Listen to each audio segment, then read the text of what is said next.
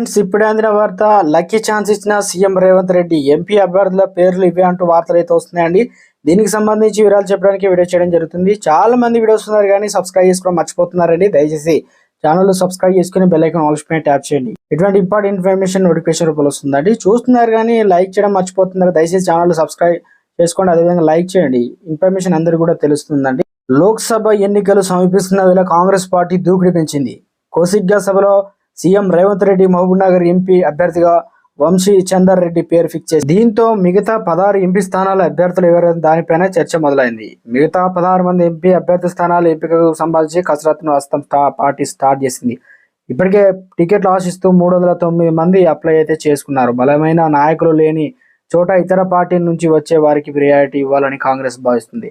సికింద్రాబాద్ నుంచి ఎంపీగా అనిల్ కుమార్ యాదవ్ను బరిలో నిలుస్తారని అంతా భావించిన అనూహ్యంగా కాంగ్రెస్ హైకమాండ్ ఆయనకు రాజ్యసభ ఎంపీ ఛాన్స్ అయితే ఇచ్చింది. దీంతో ఇటీవల బీఆర్ఎస్ నుంచి కాంగ్రెస్ లో చేరిన మాజీ మేయర్ బొంతు రామ్మోహన్ దంపతులు కిసాన్ కాంగ్రెస్ రాష్ట్ర అధ్యక్షుడు కోదండ రెడ్డి విద్యా స్రవంతి చార్టెడ్ అకౌంట్ వేణుగోపాల స్వామి స్థానాన్ని ఆశిస్తున్నారు. చేవెళ్ల నుంచి బరిలో నిలిచేందుకు బలమైన నాయకులు లేకపోవడంతో ఇటీవల వికారాబాద్ జెడ్పీ చైర్పర్సన్ సునీత మహేందర్ రెడ్డిని కాంగ్రెస్ పార్టీలో చేర్చుకుంది.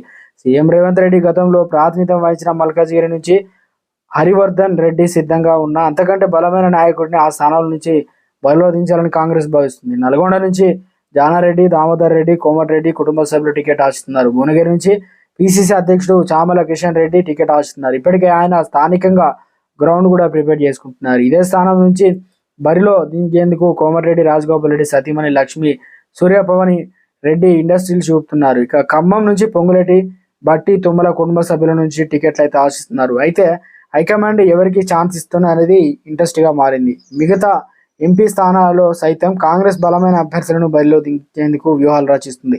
అసెంబ్లీ ఎన్నికల్లో ఓడిపోయిన నేతలకు ఛాన్స్ ఇవ్వద్దని ఇప్పటికే ఓ నిర్ణయం వచ్చిన కాంగ్రెస్ గెలుపు గుర్రాలకే వేట స్టార్ట్ చేసింది. మొత్తం 17 ఎంపీ స్థానాలు గాను 14 గెలవడమే లక్ష్యంగా పెట్టుకున్న కాంగ్రెస్ సర్వేలు పాజిటివ్ గా ఉన్న క్యాండిడేట్ల ఎంపిక పెద్ద టాస్క్ లా మారింది.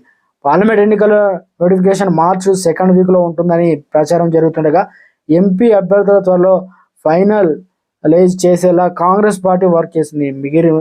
మిగిలిన 16 స్థానాల్లో ఎంపీ పోటీ చేసే ఛాన్స్ ఎవరికి వస్తుందని తేలాలంటే మాత్రం మరికొన్ని రోజులు ఆగాల్సిందే ఉంటుంది. ఇటు ఇప్పటికే బీజేపీ సంకల్ప యాత్రతో బీజేపీ అయితే రంగంలోకి దిగింది. బీఆర్ఎస్ పార్టీ ఇప్పుడే తెలంగాణలో తనకంటూ ఒక ప్రత్యేకంగా గుర్తింపు ఉండాలని చెప్పేసి సీఎం గతంలో మాజీ సీఎం బహిరంగ సభ కూడా పెట్టడం జరిగింది. ఇప్పుడు కాంగ్రెస్ ఒక అభ్యర్థిని ముందుగానే ప్రకటించడంతో మిగతా పార్టీలకు ఊహించిన విధంగా చెక్ పెట్టే ప్రయత్నం చేస్తున్నారు.